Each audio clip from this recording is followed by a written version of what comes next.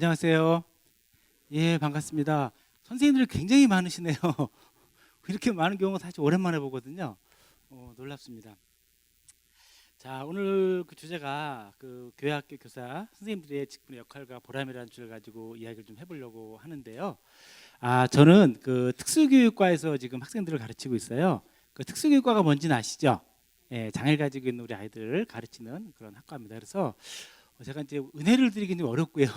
어쨌든 선생님 입장에서 제가 느끼는 교사의 직분에 대한 이야기를 좀 해보도록 하겠습니다. 제가 선생님이라는 그 용어를 들으면, 선생님이라는 그 호칭을 들으면 생각나는 분이 두 분 정도가 계세요. 제일 먼저 제가 떠오르는 선생님이 누구냐면 초등학교 때 4학년 때 담임 선생님이셨어요. 이제 먼저 좀 말씀드리면 저는 유치원 안 다녔고 초중 고등학교를 다니면서 좋은 선생님에 대한 기억이 별로 없어요. 그러니까 늘 혼났던 기억, 맞았던 기억, 이런 기억이 굉장히 많아요. 원래 제 꿈이 뭐였냐면 원래 그 선생님이 아니었어요.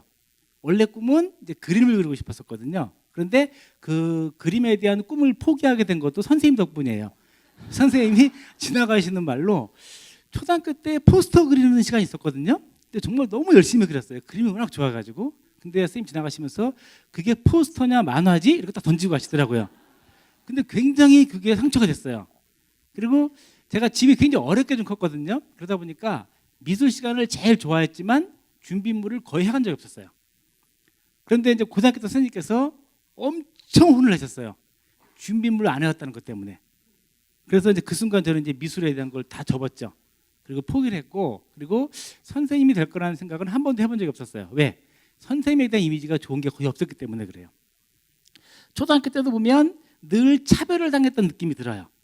왜냐하면 못 사는 동네에 살다 보니까 얼굴도 시커하죠. 그 다음에 냄새도 많이 나죠. 뭐 그랬을 거 아니에요, 그죠? 좀 그때는 아름답다고 생각했는데 초등학교 때 사진 몇 장 남아있는 게 있어요. 그 제가 차마 보여드릴 수는 없어요. 여러분 가끔 TV 보시면 그 필리핀에 그 쓰레기 줍는 아이들 있죠. 정말 똑같았어요. 그래서 선생님들이 싫어할 만 했겠다라는 생각이 들었어요. 그러니까 이제 가까이 안 두려고 하시는 거죠. 그런 기억이 늘 저에게 있었어요. 그런데 초등학교 4학년 때 선생님이 처음으로 저에게 화판, 물감, 도화지 사주신 분이에요. 그리고 미술대회에 나가봐라. 처음이자 마지막이었어요. 이분 얘기를 하려면 정말 길게 얘기할 수 있어요. 하나만 간단히 말씀드리면 그 당시에 저희가 69명인가? 한 그 정도였어요. 한 학급에. 그런 선생님이 쉬는 시간마다 일기장을 쓰세요. 일기를 쓰세요. 69명 전부 써요, 일기를. 그 일기 제목이 마음의 일기예요. 그래서 학기가 끝나면 그 일기장을 한 명씩 선물로 줬어요. 저도 받았어요. 지금 가지고 있지 않아요. 아마 가지고 있었으면 엄청난 보물이 됐겠죠, 그죠? 근데 그 당시에 제가 그게 얼마나 귀한지 몰랐죠. 어쨌든 그 선생님 한 분이 계세요. 그래서 제가 학창 시절 초중고를 다 통틀어서 좋은 선생님에 대한 기억은 없지만 사실 그 선생님 한 분의 사랑이 다 넘고도 넘어요. 그래서 지금 교직을 하는 게 너무 전 좋거든요. 그런데 떠오르는 분은 그 한 분이세요. 자, 또 한 분의 선생님이 계신데 주일학교 선생님이세요. 초등학교 때 제가 정확히 몇 학년 때인지는 기억은 안 나는데 아마 크리스마스를 앞두고 뭐 준비할 때였을 거예요. 제가 다니던 교회가 굉장히 작은 교회였어요. 방석을 깔고 이렇게 앉아 있는 그런 교회인데 한 20-30명이 들어갈 수 있는 교회였나? 그랬을 거예요. 근데 그때가 한겨울에 했는데 제가 제일 먼저 가서 앉아 있었어요. 그런데 여자 선생님 한 분이 딱 달려오시더니 제 등에다 손을 쏙 집어넣으시는 거예요. 그러더니 아이 따뜻해 그러시더라고요. 어떤 느낌인지 아시겠어요?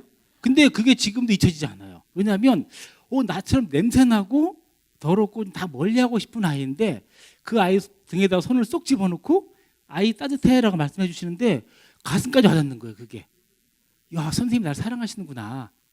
그다음에 나를 이렇게 아껴주시는 분도 계시네 라는 생각을 갖게 됐죠. 근데 그 선생님 성함도 기억이 안 나요.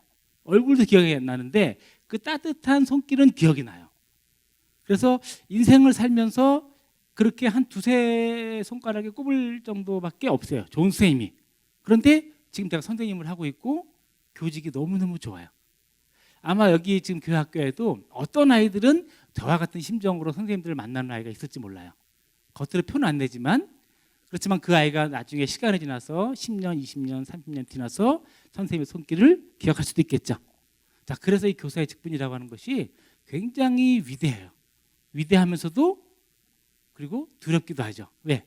제가 꿈을 포기했다고 했잖아요. 선생님 때문에. 제가 대학 때 우리 그 미술 가르치는 선생님 계셨거든요. 교수님. 그 교수님은 미술에 관심이 전혀 없었대요. 그런데 학창시절 때 선생님이 지나가시면서 그림 잘 그리네 이 한마디 때문에 미술 교수가 되셨대요. 희한하지 않아요? 근데 그런 분들이 생각보다 많습니다. 저도 사실 대학원을 졸업하고 공부를 하려고 하는 마음이 전혀 없었어요. 그런데 대학교 4학년 때 우연히 리포트를 내러 교수님 찾아뵀는데 이러시는 거예요. 자네가 거기 관심 갖고 있는 거 다 알고 있어 그러시더라고요. 또 관심 없었거든요. 근데 그 순간 관심이 생겼어요. 사실 그게 공부하게 된 계기예요. 뜻하지 않게. 교사라는 직분이 그래서 굉장히 위대하고 위험하고 무게감이 있고 막 그래요. 대단한 일을 하고 계신 거죠. 그래서 오늘 그런 선생님들에 대한 이야기를 할 거예요. 자, 그런데 이 교사라는 직분을 수행하다 보면 위기가 하나 있어요. 우리가 이제 어렸을 때 옛날 얘기하는 거 별로 좋아하지는 않지만 예전에 보면 교회라는 공간 안에 모든 문화가 있었어요. 노래도 있었고 음악도 있었고 춤도 있었죠, 그죠? 크리스마스 이브에 이제 공연하려고 하다 보면 연극도 하잖아요. 그 당시엔 그런 문화가 없었어요, 사회에. 그래서 교회가 굉장히 부흥했었던 이유 중 하나가 그거라고 생각을 하거든요. 모든 문화가 교회에 있었기 때문에 젊은 아이들이, 그다음에 어린 아이들이 교회에 참 많이 왔었어요. 지금은 그 문화가 어디로 갔죠? 어디에 있죠, 그게? 스마트폰 속에 다 들어가 있어요. 그래서 교회가 프로그램으로 대적할 방법이 없어요.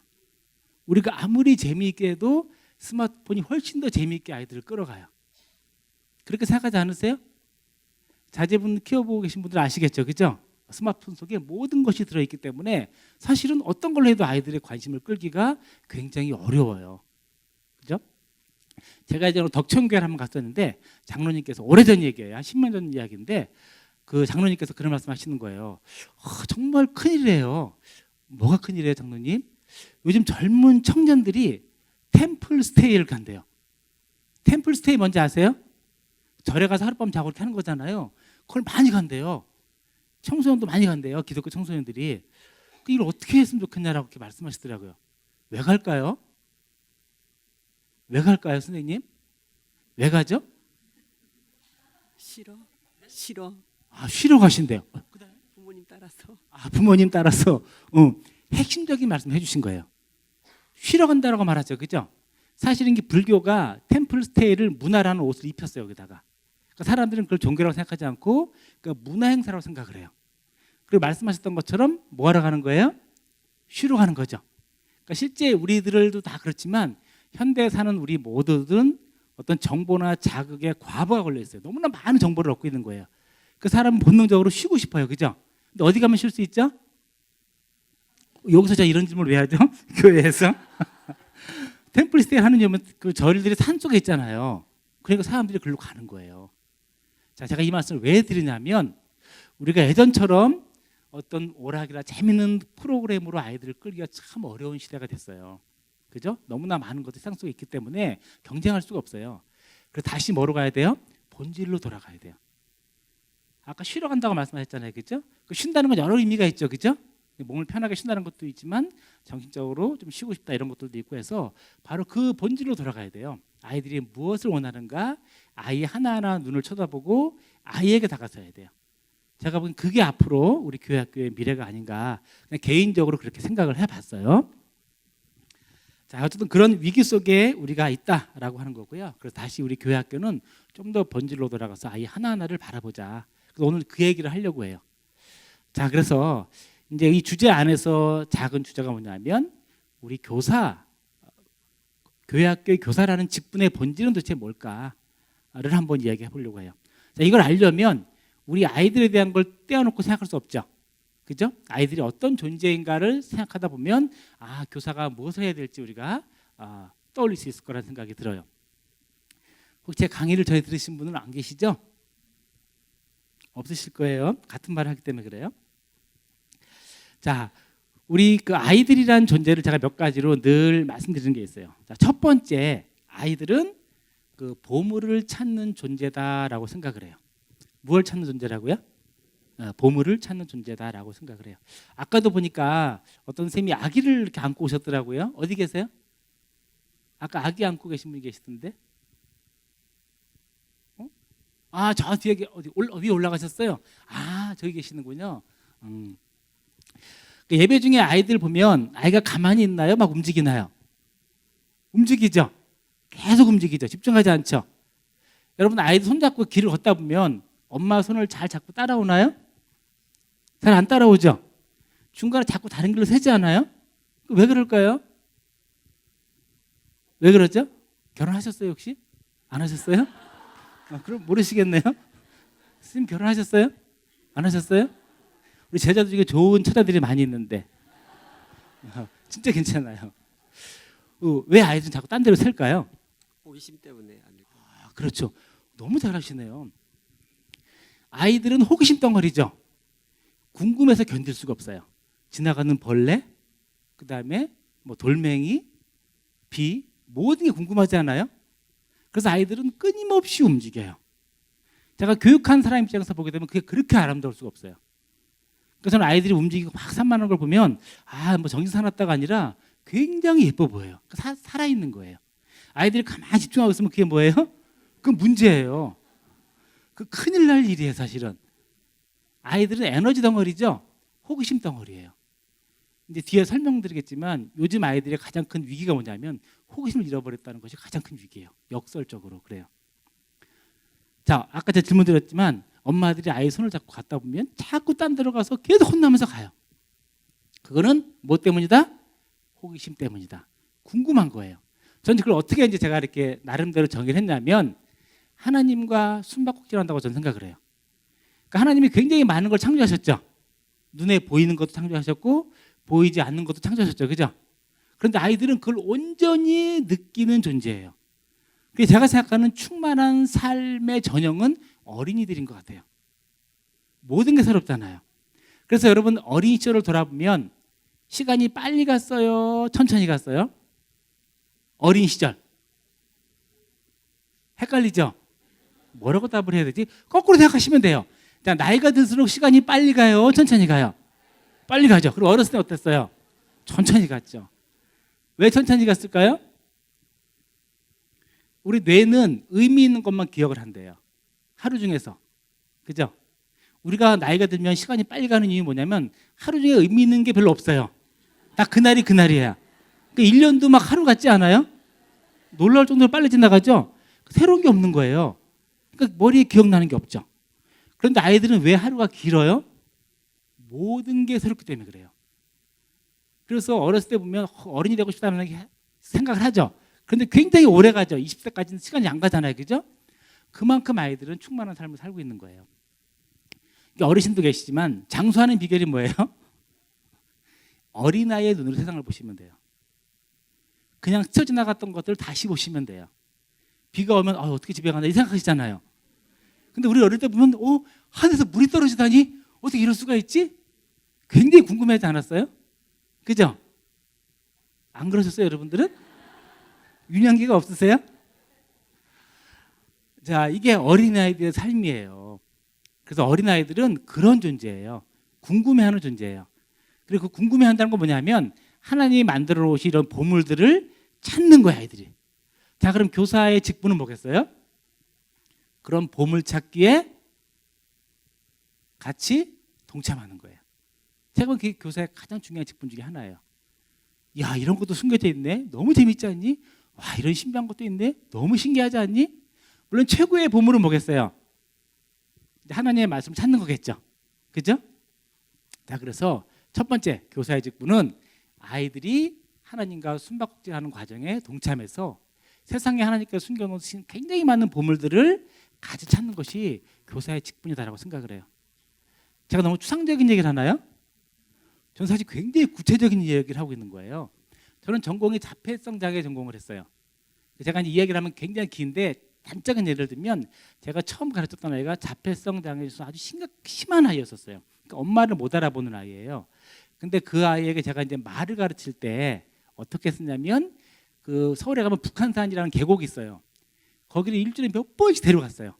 그래가지고 양말 벗겨놓고 물에다가 발을 집어넣고 물이야 물 뭐 뿌리기도 하고 또 인천도 데려갔어요. 인천 바다를 보여주려고. 그렇게 한 달을 했는데 어느 순간 아이가 뭐라고 했냐면 그래 지나가면서 그 뭐예요? 물이라고 얘기한 거예요. 새로운 보물을 찾은 거죠. 그전까지 모든 것이 의미 없는 대상이었지만 이제 그 아이가 드디어 물이라고 하는 것에 이름을 지어준 거예요. 물? 하고 이야기를 한 거예요. 보물찾기를 한 거죠. 자, 이 순간이 얼마나 위대하고 놀라운지 몰라요. 저는 특수교육을 하면서 감사한 게 뭐냐면 모든 게 기적이라는 걸 알고 있기 때문에 정말 감사해요. 매 순간이 기적이에요. 여러분들 암에 걸렸다가 다시 살아난 게 기적이 아니라 지금 죽지 않고 살아계신 게 기적이에요. 정말 이 자리에 앉아 계신 게 기적이에요. 매 순간 그걸 느껴요. 그래서 참 감사하죠. 자, 그래서 첫 번째 교사의 직분은 이 보물을 찾는 아이들과 같이 보물을 찾아 나서는 역할을 하는 것이 바로 우리 교사들의 직분이 아닌가라는 생각을 하게 됩니다. 자, 두 번째 교사라는 직분. 아이라는 어떤 존재인가? 자, 아이들은 저마다의 색깔을 가지고 있어요. 혹시 자녀분이 두 분 이상 있는 경우 있죠? 손 한번 들어보시겠어요? 네. 어때요? 성격이 같아요? 달라요? 아까 질문을 예? 네네. 네. 어때요? 많이 다른가요? 자, 다르죠. 당연한 거죠. 자, 사실 아이들은 저마다 다른 색깔들을 가지고 있어요. 자, 이것도 교육적으로 굉장히 중요해요. 자, 그런데 우리가 보통 이 다른 색깔을 인정하느냐 하면 보통 인정하지 않는 경우가 정말 많죠. 그죠? 그런데 아이들이 자기 색깔을 잃어버리게 되면 어떤 행동을 보일까요? 무기력해져요. 최근에 그 가장 큰 문제 중에 하나가 뭐냐면 우리 젊은 친구 중에서 우리 뭐라고 하죠? 그 조현병이라고 이야기하죠. 굉장히 많이 나와요. 저도 많이 경험을 해봤거든요. 왜 자꾸 아이들이 이런 문제를 경험하게 될까라는 걸 생각해 보면 그 중에 하나의 키워드가 뭐냐면 자기 색깔을 찾지 못해서 그런 것이 아닌가라는 생각을 해요. 자, 달리 이야기하면 선생님들은 아이들이 가지고 있는 고유한 색깔들을 찾아줘야 되겠죠. 그리고 그걸 인정해 주는 것이 굉장히 중요하다라는 생각을 하게 됩니다. 이 자기 색깔을 찾지 못하게 하는 가장 큰 적이 하나 있는데요. 그게 뭐냐면 그 비교하는 거예요. 비교하는 거. 자, 비교한다라고 하는 것은 뭐죠? 하나의 잣대를 가지고 서로를 비교하는 거죠. 우리나라도 절대적인 비교 근거가 하나 있죠. 뭐죠? 아이들을 비교할 때 가장 강하게 쓰는 게 하나 비교 근거가 하나 있는데요. 공부 아니에요? 가장 크게 비교하는 거죠. 이거는 굉장히 사실 위험성을 가지고 있어요.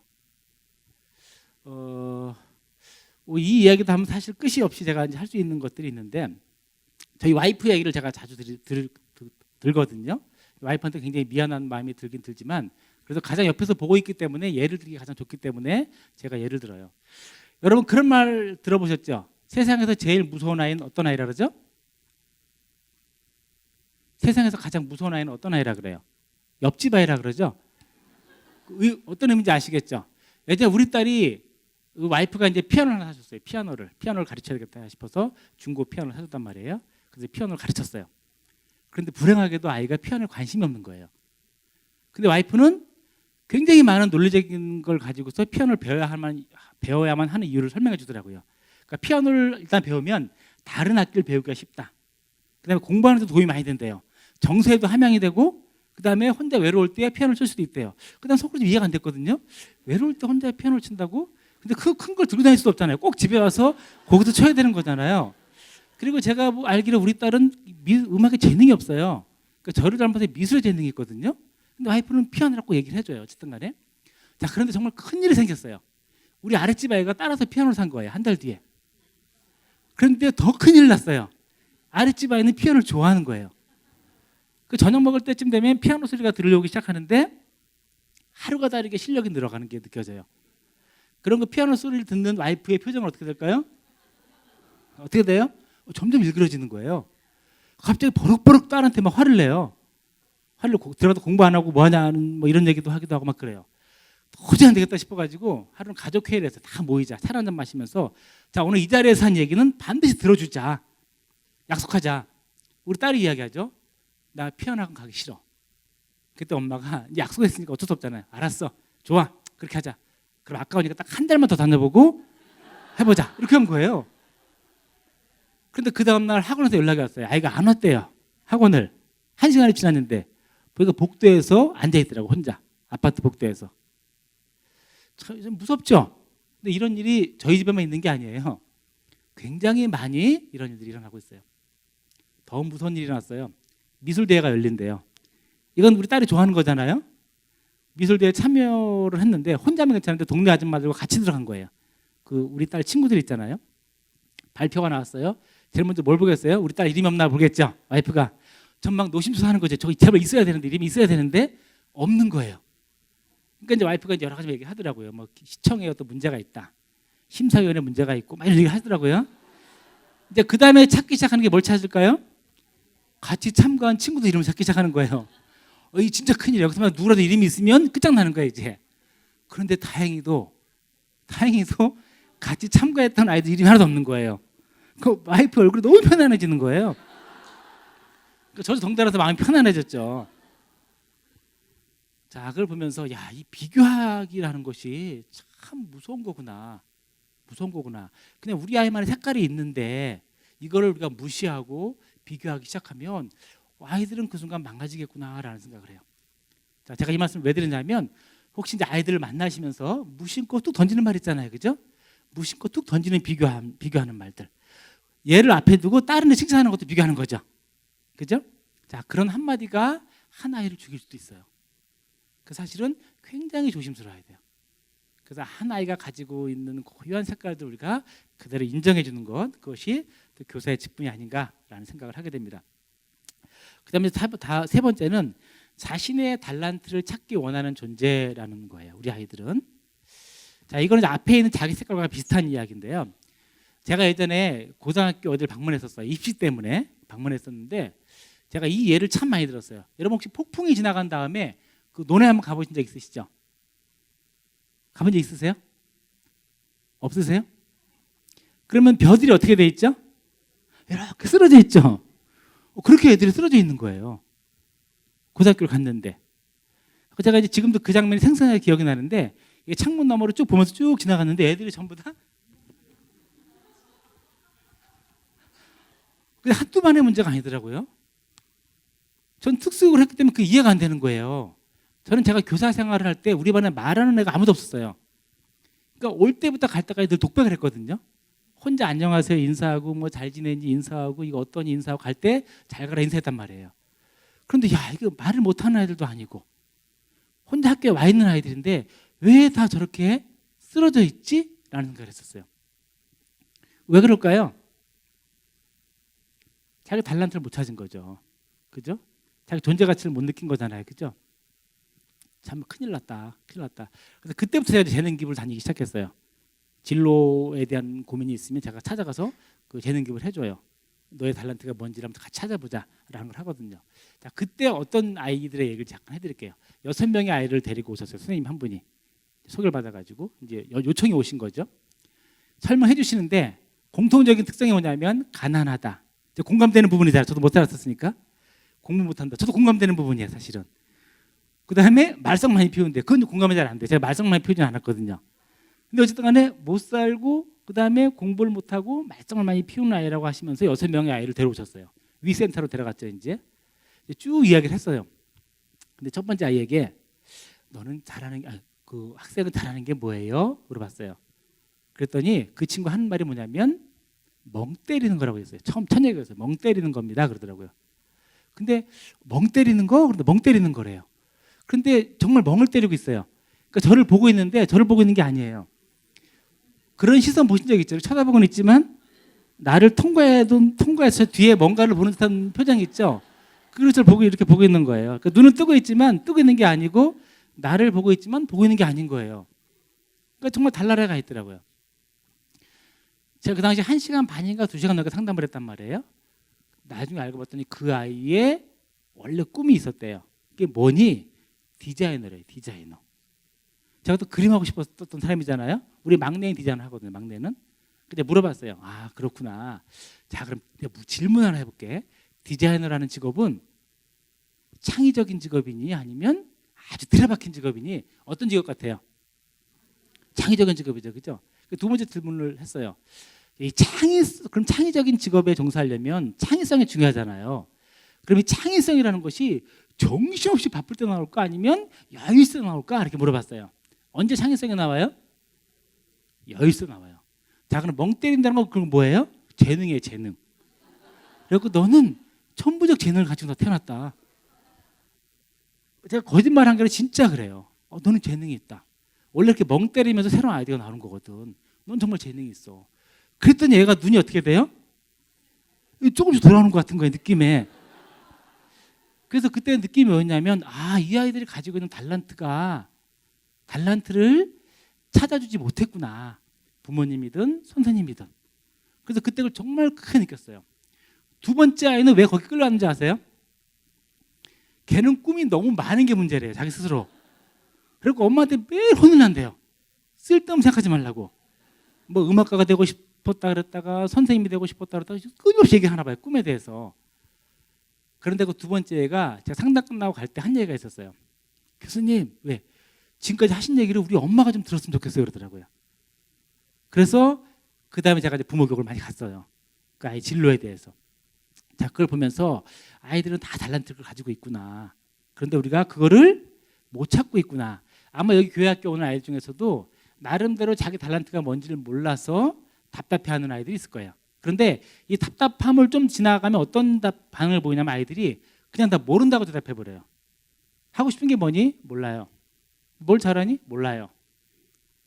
이렇게 얘기해버리거든요. 굉장히 안타깝지 않아요? 그렇죠?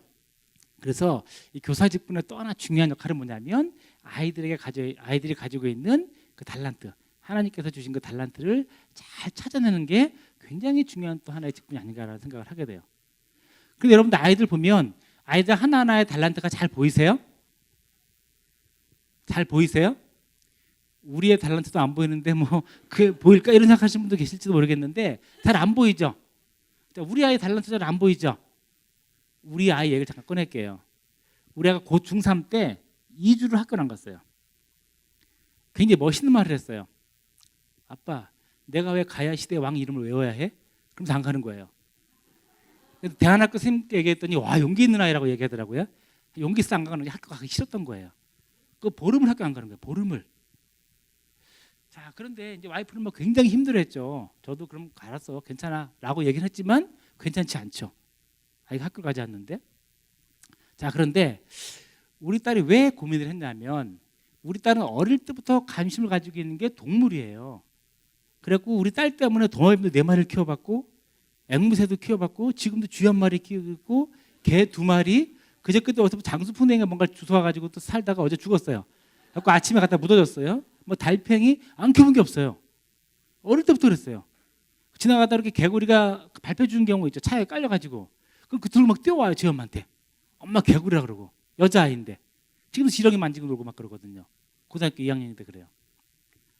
와이프는 기절하죠. 아주 싫어하거든요. 곤충동물을 아주 싫어해요.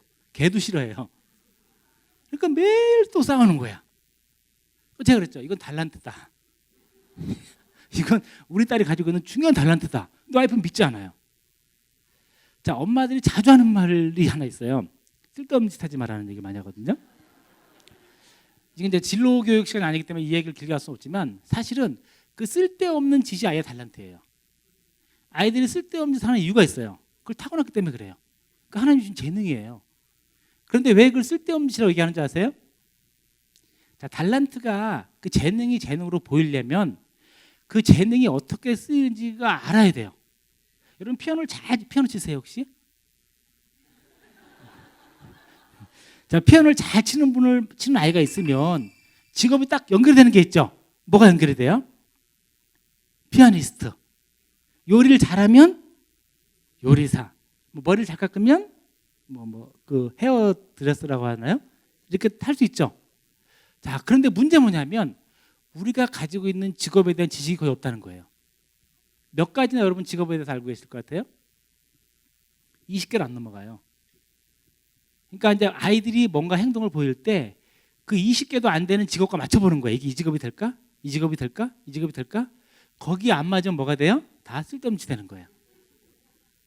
이해되죠? 그래서 달란트가 안 보이는 거예요. 그래서 안 보여요. 우리나라에 직업이 몇 개가 있는지 아세요? 한 15,000, 6,000개 정도가 있어요. 그러니까 실제 대부분 여러분들이 알지도 못하는 직업에 많은 사람이 종사하고 있는 거예요. 그걸 모르다 보니까 아이들이 하는 일이 달란트인지 뭔지도 모르는 거예요. 그러니까 저는 이제 직업에 관심이 많아요. 왜냐하면 장애 학생들 직업 교육 시키는 게 가장 큰 꿈이기 때문에 정말 창업도 제가 시켰거든요. 우리 졸업생들한테. 그래서 직업에 대해서 굉장히 다양하게 공부를 하다 보니까 정말 별의별 직업이 다 있어요. 그리고 세상에 쓸데없는 일은 없어요. 근데 이제 우리 딸이 그러고 나서 보니까 얘는 이걸로 연결하면 되겠다라고 하는 것이 바로 보이더라고요. 자, 그래서 우리 교회 학교에서 아이들을 가르치는 선생님들은 이 직업에 대한 넓은 눈을 갖는 게 되게 중요해요. 이게 그 교회와 관계가 없는 게 아니에요. 넓은 시선을 가지고 있어야지만이 아이들이 그 쓸데없는 일처럼 보이는 것들 안에서 아이들의 가능성을 탁 찾아줄 수 있어요. 그래서 나도 몰랐는데 누가 나의 달란트를 다 건드려 주잖아요. 이거는 엄청난 경험이에요. 우리 지난번에 교수님께서 내 달란트도 아니지만 자네 거기 관심 있는 거 다 알고 있어라는 한마디가 인생을 바꾼 것처럼 실제 한 아이를 바꿀 수도 있어요. 그래서 우리가 조금 넓게 이 직업에 대한 이해를 할 필요도 있다라는 말씀을 좀 드리고 싶습니다. 자, 그 다음에 갑자기 막 마음이 급해지네요. 자신만의 이야기를 갖고 싶어하는 아이들이에요. 자, 이게 무슨 말이냐면 제가 예전에 어떤 중학교 학부모님 강의를 갔어요. 한 70명이 오셨는데 제가 그때 그 질문을 드렸어요. 혹시 여기 계신 자녀분 중에서 공부로 성공할 것 같은 자녀분을 두신 분 손 한번 들어보세요 라고 했어요. 몇 분이나 들었을까요? 한 2분 정도 들었어요. 2분 정도. 자, 그럼 나머지 아이들은 뭐예요? 나머지 아이들은 뭐죠? 나머지 아이들은 열심히 공부하고 있잖아요. 그죠? 그 뭐예요? 여기 선생님들, 학교 선생님들 계시죠? 조심스러운 말이지만 사실은 상당히 많은 아이들이 들러리를 서고 있어요. 내가 50명이면 등수를 맞춰주는 거죠. 그죠? 자, 이게 공부를 하지 말라는 의미가 아니라 아이들에게는 아이들만의 이야기가 절대적으로 필요해요. 그 이야기를 찾는 순간 아이들은 그때부터 움직이기 시작해요. 자, 제 딸 같은 경우에도 아까 동물에 거의 빠졌었다고 이야기했잖아요. 그때 제가 이제 밥을 먹어서 뭐라고 걔한테 이야기를 만들어줬냐면, 랑아 잘 들어봐. 너가 동물을 좋아하는데 기가 막힌 이야기했어. 자, 우리나라엔 동물 매개 치료사라는 게 있어. 근데 우리나라엔 공식적인 라이센스를 주지 않아. 미국을 가야 돼. 근데 우리 형편들 알겠지만 미국을 보낼 수 없죠.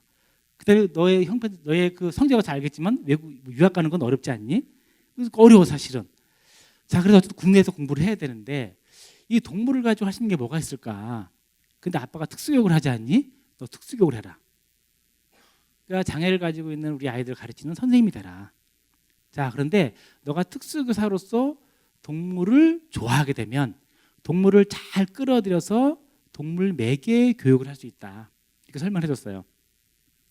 동물 매개 교육이라고 들어본 적 있으세요? 그러니까 교육을 할 때 중간에 동물을 끌어들이는 거예요. 굉장히 효과적이거든요. 사실 공식적으로 그렇게 하는 학과는 없어요. 이게 이제 이 아이만의 이야기인 거예요. 이야기. 자기 삶에 대한 이야기가 됐고 주인공이 된 거죠. 자, 그런 사례는 거의 없거든. 그 너는 새로운 분야를 지금 만들어가는 거야. 우리 딸이 어떻게 반응했을까요? 좋다고 반응했어요. 그래서 열심히 하고 있어요. 근데 제가 이제 아이들 진로 지도를 할 때 이렇게 해서 바꾼 아이들이 몇 명 있어요. 여기 혹시 우리 제자가 있지는 않겠죠? 없겠죠? 우리 제자가 찾아왔는데 이 친구가 대학교 3학년이에요. 학교를 자퇴하겠대요. 왜 그러니? 혹시 있는 거 아닌가 모르겠네. 왜 그러니 했더니 미용을 배우고 싶다는 거예요. 미용을. 뜬금없이 갑자기 왜 미용을? 그랬더니 미용을 그냥 하고 싶대요. 그 자격증이 있니? 자격증은 없대요. 그런데 왜? 그랬더니 친구들이 미용을 하는 친구들이 있나 봐요. 근데 그 친구 어떤 친구냐면 굉장히 예쁘게 생겼어요. 그리고 피아노를 잘 쳐요. 초등학교 때 육상 선수였어요. 그 정말 타고난 재능이 많은 아이죠. 그런데 갑자기 또 미용을 한다니까 뜬금없는 거죠. 근데 왜 그런가 했더니 이제 공부하기가 어려웠던 거예요. 3학년 정도 되니까 공부하기가 너무 어려워서 이제 도망가고 싶은 거였죠. 그래서 제가 이렇게 물어봤어요. 얘 누구야? 너 특수교육을 했는데 너 장애를 가지고 있는 부모님들이 아이를 키우면서 굉장히 어려움을 많이 경험하고 있거든. 그런데 아주 크게 경험한 어려움 2가지가 있어. 그게 뭔지 아니? 모르겠대요. 첫 번째는 병원 가는 거야. 왜? 어디가 아프다 말하지 못하기 때문에 엄마 진짜 힘들어. 2번째 뭐냐면 미용실 가는 거야. 머리를 깎을 때 아이가 잘 앉아있지 않다 보니까 굉장히 많이 움직이거든요. 그래서 엄마들은 동네 미용실을 다 다니면서 눈치 보지 않고 깎을 수 있는 만한 원장심을 찾아다녀야 돼요. 그 손님이 없는 그 시간에. 그죠? 그런 걸 많이 경험을 해요. 자, 그런데 네가 지금 미용만 배워서 성공할 가능성이 내가 보기에 많은 것 같진 않아. 그런데 네가 특수교사로서 미용을 배워서 네가 미용실을 채울 수 있겠지, 그지? 너는 특수교육을 한 사람이야. 그리고 장애를 가지고 있는 아이들이 마음껏 올 수 있도록 월화수목금토 중에서 월화수목금토 중에서 한 3일은 시간을 네가 만들어놔. 그럼 엄마들이 오겠냐 안 오겠니? 오실까 안 올까요? 당연히 오시죠. 제가 우리 부모님들께 말씀드렸더니 막 환호를 지르시더라고요. 당연히 간다는 거예요. 그럼 너는 독특한 존재가 되는 거야. 우리나라에서 처음으로 특수교사가 미용실을 연 거야.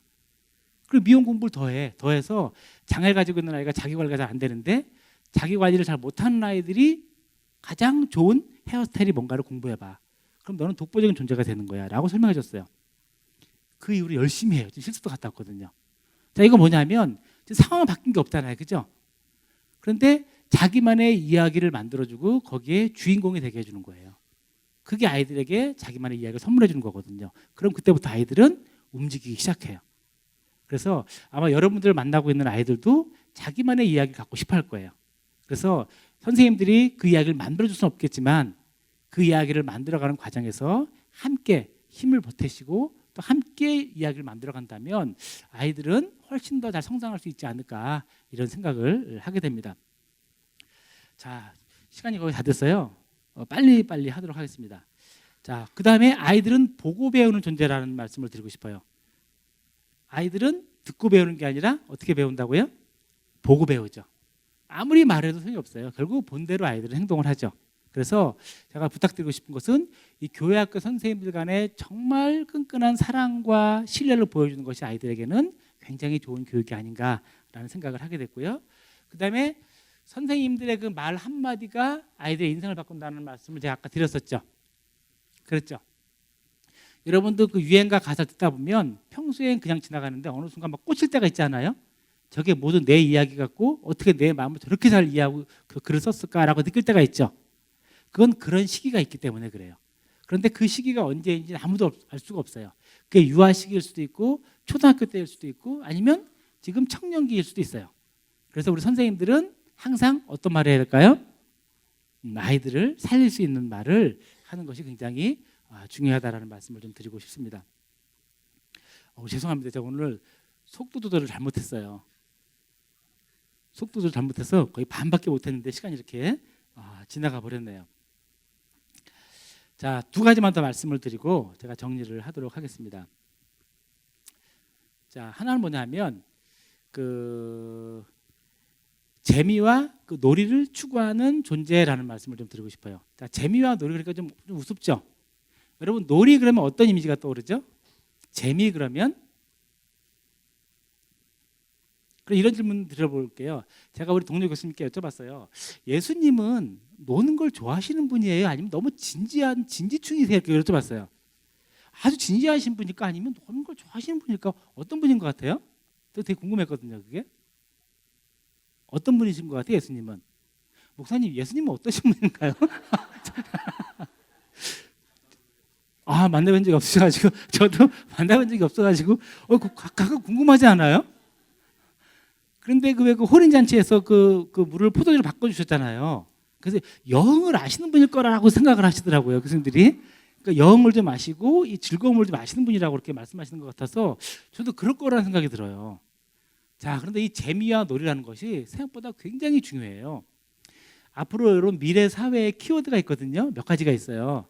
근데 그 중에 하나가 뭐냐면 직업이 막 바뀐다고 이야기하죠. 아까 달란트도 이야기했지만, 근데 앞으로 점점 더 중요한 직업이 뭐냐면 사람을 대상으로 하는 서비스예요. 사람을 대상으로 하는 직업은 앞으로 굉장히 중요해질 거예요. 그런데 사람을 대상으로 하는 직업이라고 하는 것이 뭐냐면 결국 상대방에게 뭘 주는 거예요? 행복감을 주는 거죠. 그죠? 그러려면 아이들이 성장할 때 행복하고 즐겁고 재밌게 커야 돼요.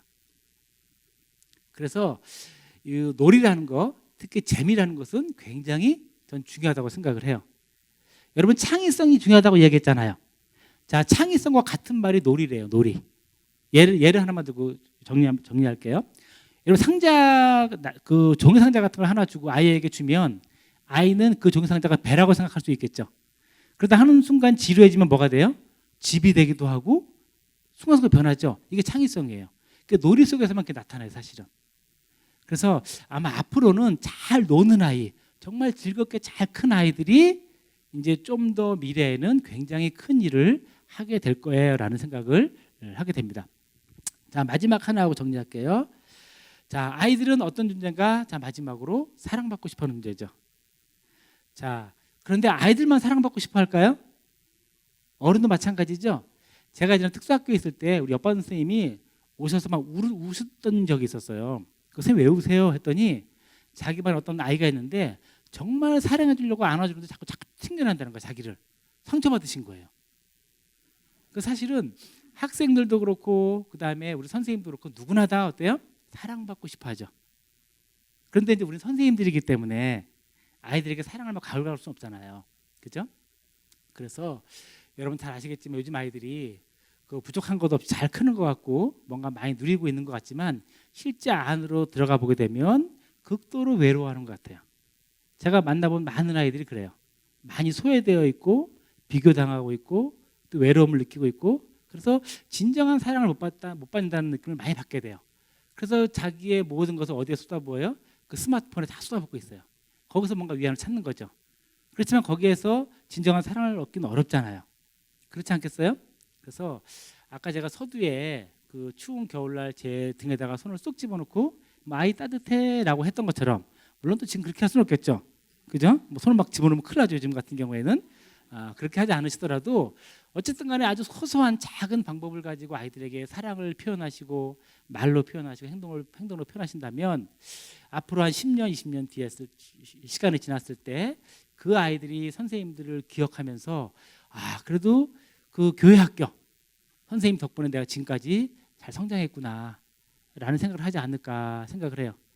저는 그래서 지금도 돌아보면 예전에 제가 컸을 때 교회 학교 선생님들에게 너무너무 감사해요. 그 당시에 제 동기들은요 고등학교 때 다 결혼을 했어요. 벌써 고등학교 때 다 애를 낳았어요. 대학 간 애가 몇 명 없었어요.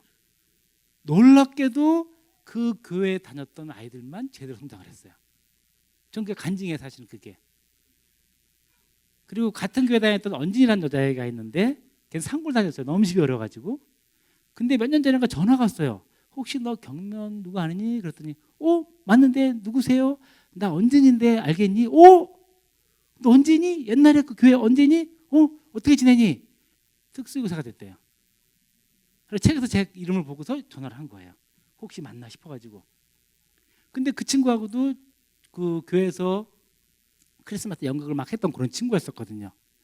그래서 지금 돌아봤더니 그 아주 힘든 그런 그 환경 속에서도 그 교회 학교 선생님들이 우리를 사랑으로 보살펴 주셔서 그 덕분에 지금까지 크게 된 것 같아요. 그래서 굉장히 사실 선생님들에게 감사를 해요. 아마 여기 앉아 계신 선생님들 지금 아이들이 표현은 안 되지만 아마 힘든 아이들도 많이 있을 거예요. 아마 그 아이들이 결국 선생님들을 보면서 또 하루하루 힘을 얻지 않을까라는 생각이 들고요. 어쨌든 여러분들을 통해서 아이들이 매 순간 성장할 수 있는 그래서 나중에 여러분들 돌아보면서 미소 지을 수 있는 그런 선생님이 되셨으면 좋겠다라는 말씀으로 끝을 맺도록 하겠습니다. 감사합니다.